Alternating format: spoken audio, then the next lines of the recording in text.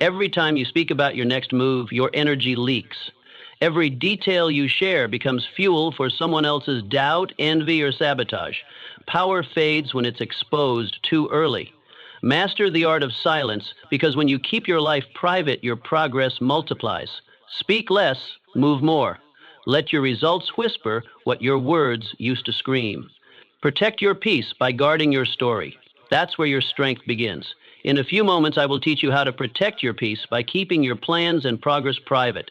The more you share, the less you build. You may think that speaking your plans out loud gives them power, that by telling others, you anchor yourself to action. But has it truly worked? Or have you noticed that the more you talk about what you're going to do, the less you actually do? There's a silent strength in holding your ambition close.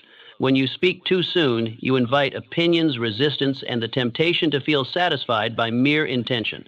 Words become a substitute for action. Approval becomes a trap. And suddenly, you're performing your life instead of building it. A seed does not speak as it pushes through the soil. It grows in silence, and the world sees the result when it breaks the surface. You are no different. Your goals don't require applause. They require grit, consistency, and privacy. So hold your vision in quiet confidence. Protect it like a fire in the wind. Let people see the results, not the rehearsal. Ask yourself, do you want recognition for planning or victory from execution? Imagine you're sculpting a masterpiece, every stroke, every curve done alone in the quiet. Now imagine stopping every 5 minutes to show someone your progress. You'd lose the rhythm, the magic, the momentum. That's what you do when you speak too much too soon. Guard your plans, build in silence, let the world witness your results. Then they'll know what you were working on all along. Every time you explain, you invite doubt. You may believe that sharing your plans earns you support, but what often follows is not encouragement. It's skepticism, warnings, and doubt disguised. People do not doubt you because they know your path. They doubt you because they can't see your vision. And every time you explain yourself, you dilute your own belief. You begin to question your direction. You start rearranging your dream to make it palatable. The more you tailor your vision to others, the less it fits your soul. You don't need permission to chase what's burning inside you. You need resolve. And resolve grows in solitude, not under the weight of constant justification. You aren't weak for wanting approval. It's natural, but it's dangerous because it's addictive. And soon you'll confuse nods for progress and likes for milestones. So the next time someone asks what you're building, smile, nod, and say, "You'll see soon." Ask yourself this: if no one approved, would you still pursue it? Imagine a man building a boat in his backyard. People pass by, they laugh. They don't see water nearby, so they assume he's wasting time. But one day he wheels it to the river, sails into the horizon, and everyone watches, silent and stunned. That could be you if you keep rowing in silence. You owe no explanations, only execution. Silence builds pressure, and pressure builds power. There is power in tension, not the kind that explodes, but the kind that builds. Like steam inside a sealed engine, like a bow drawn before release. When you keep your vision to yourself, it builds pressure. Discipline forms. The desire to act increases. And when you finally move, you do it with force. Unapologetic, focused, and fierce. But speak too soon, and the pressure leaks. You feel like you've already achieved something just by saying it. You trick your mind into thinking talking is doing, and you rob yourself of that full force momentum. The great achievers of history understood this. They didn't need to announce their plans. They worked, then arrived. Their silence was not secrecy, it was strategy. Are you building pressure, or are you letting it escape through your mouth? Imagine a spring tightly wound, held back, not because it's afraid, but because it's preparing. That's your energy when you stay quiet, coiled, ready, precise. Let the silence work in your favor. Let it be the tension before your triumph. You must learn to withstand the unknown one. Of the hardest lessons in life is this: not everything you start will be understood, especially in the beginning. When you share your early steps, you invite early judgment, and judgment often kills momentum. If your vision is young, it is fragile. Just like a plant in its first days of life, it needs warmth, water, and above all, protection. You must learn to build without being seen, to walk without needing witnesses, to act without applause. You're not hiding, you're fortifying. People will ask, "What are you doing? Where are you going? Why are you changing?" And it will tempt you to answer. But understand, your progress is not a performance, it's a process. When you can move forward without needing the world's nod, you've crossed into mastery. Imagine you're baking bread from scratch. The dough rises in darkness. It takes time. Opening the oven too soon ruins it. Your life is no different. Let it rise, undisturbed. You don't owe updates, you owe results. Let your silence be a mirror. The quieter you become, the louder the world begins to notice. Not with applause, but with discomfort. Not because you're begging for attention, but because your stillness makes others face the chaos they've been avoiding. Your silence, calm, focused, disciplined, isn't passive. It's powerful. It stirs something in others, not always admiration, often unease. Because when someone sees a person grounded, undistracted, walking forward without explanation or announcement, it forces a question they'd rather not face. What am I doing with my time? This is the tension your quiet presence creates. You don't even have to speak for it to echo. You show up, do your work, stay on your path, and without meaning to, you shine a light on everything they're not doing, so they react, not to you, but to the reflection they can't ignore. Your discipline becomes a spotlight. Your restraint becomes a contrast. And for many, it's easier to question you than confront themselves. They'll prod, they'll gossip, they'll joke, anything to make you break your silence and explain yourself. Because if you speak, maybe they'll feel justified in their noise. But if you stay silent, if you keep building in peace, then their excuses collapse under the weight of your consistency. Understand this deeply. People are rarely reacting to your truth. They're reacting to the way your truth threatens the lie they're living. So stop wondering why they doubt you. It's not your responsibility to fix their discomfort. You're not their mirror. You're your own mission. Your silence is not a void. It is structure, intention, and discipline forged over time. And it is not your job to narrate your effort for those unwilling to walk their own path. Let them wonder. Let them speculate. Let them talk. None of it matters. Because you are not here to be understood, you are here to build. Visualize yourself climbing a cold, brutal mountain. No crowd, no cameras, just you, the wind, and the next step. It's hard, it's lonely, but it's real. And when you finally reach the peak, exhausted but triumphant, what the world sees is only the silhouette. They didn't see the struggle, they didn't feel the chill. But the peak belongs to you, not because of what you said, but because of what you endured.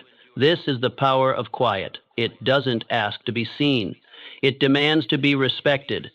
The ones who build in silence leave behind monuments that need no explanation. You don't have to raise your voice to make an impact.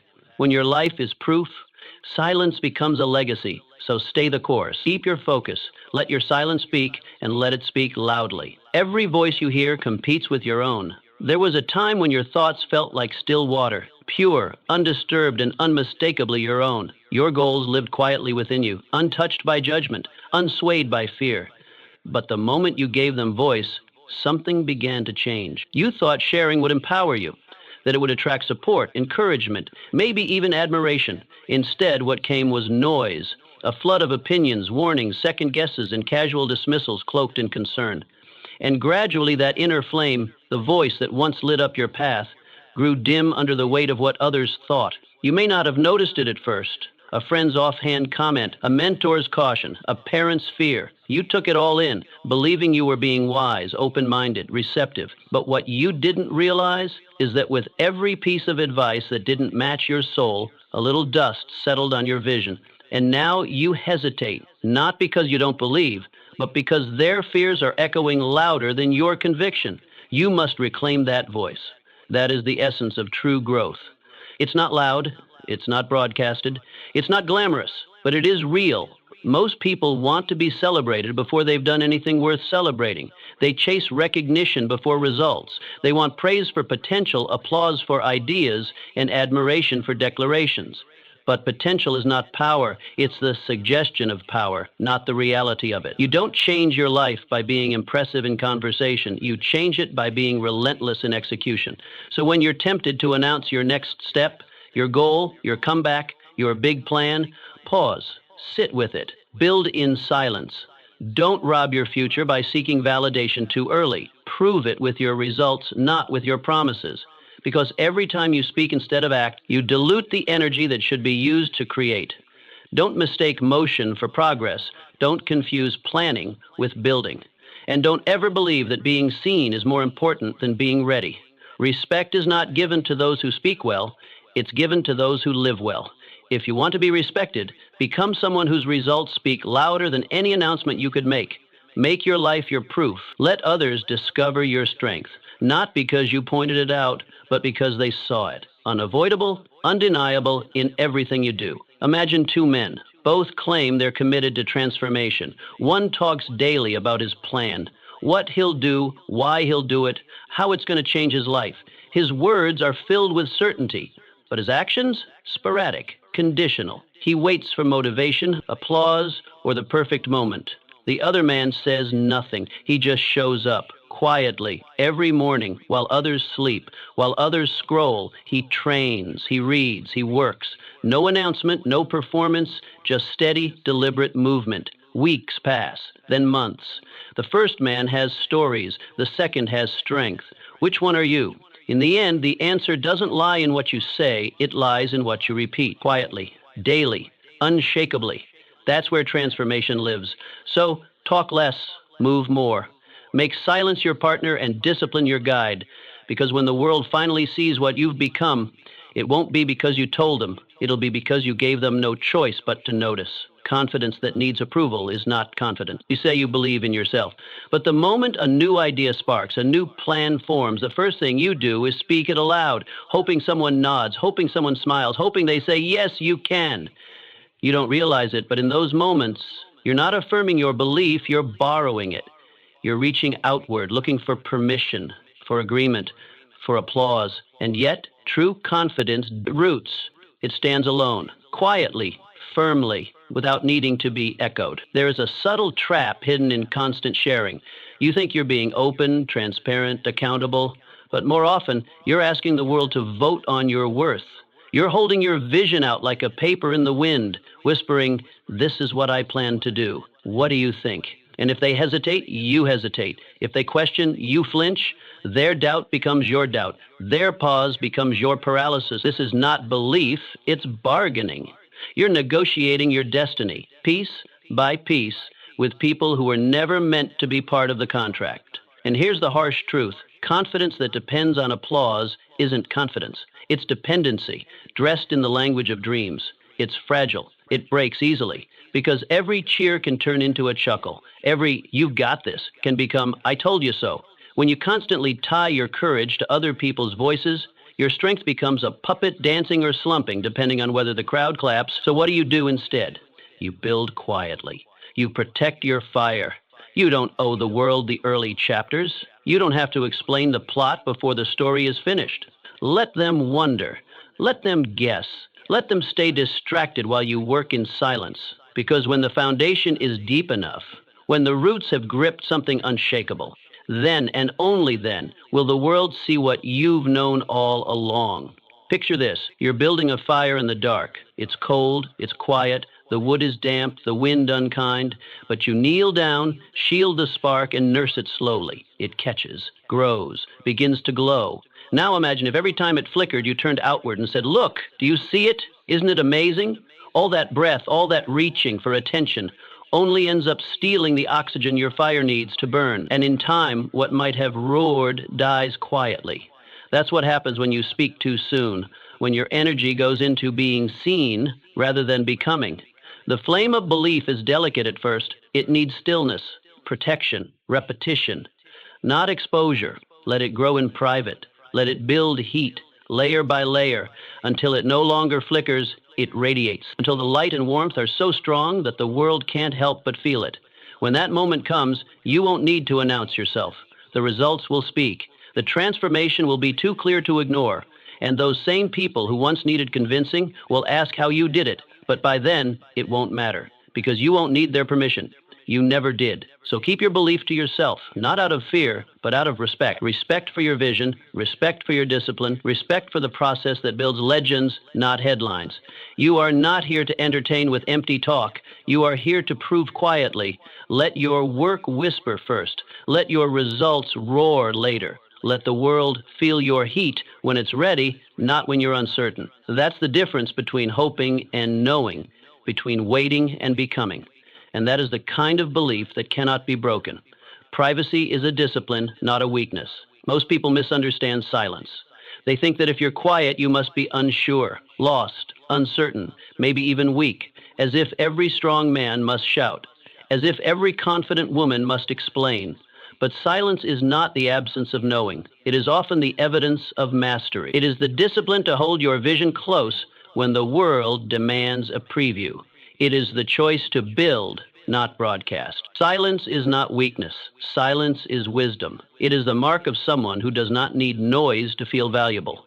It's easy to speak about dreams. It's easy to announce your plans and chase applause. But to sit with your ambition, to let it grow, shape, and mold you in the quiet, requires a kind of strength that few possess. Most want their effort seen before it's complete. They want validation as they move, not after. But the strongest transformation always begins in privacy, not performance. Privacy is not about secrecy, it's about clarity. When you keep your process sacred, you give yourself room to think without echo. You remove the external noise that clouds your internal compass. You make space to fail without shame, to adjust without pressure, and to grow without distraction. That silence, that solitude, becomes a forge where your rough ideas are heated, hammered, sharpened, until they are no longer ideas, but instruments of execution. Ask yourself this, honestly, are you seeking growth or are you chasing attention? There's a difference. Growth is quiet. It's ugly. It's filled with missteps, late nights, and uncomfortable reflection. Attention is loud. It's polished and posed and shared for approval. If you're addicted to attention, you'll rush the process. You'll try to look finished before you've done the real work, and in doing so, you'll trade depth for decoration. Imagine a blacksmith learning to forge a sword. In public, every slip of the hand is magnified. Every uneven edge is mocked. The crowd watches not to support, but to critique. The pressure makes it hard to breathe, let alone focus. But in private, in a quiet forge, free from the glare of others, the blacksmith can fail without fear. He can try again and again. He can burn his hands, dull the blade, break it in two, and learn. Until one day he holds something not just sharp, but true. A blade that gleams because it was crafted with patience, not performance. This is the forge you must choose, not the one with an audience, but the one with freedom, because freedom is found in silence, in keeping your vision to yourself until it's strong enough to survive judgment. You don't owe the world your process. You don't have to prove you're trying. The results will tell that story for you when the time is right. Let your silence be your sanctuary, not your prison. Let it be the place where your focus sharpens, where your ambition matures.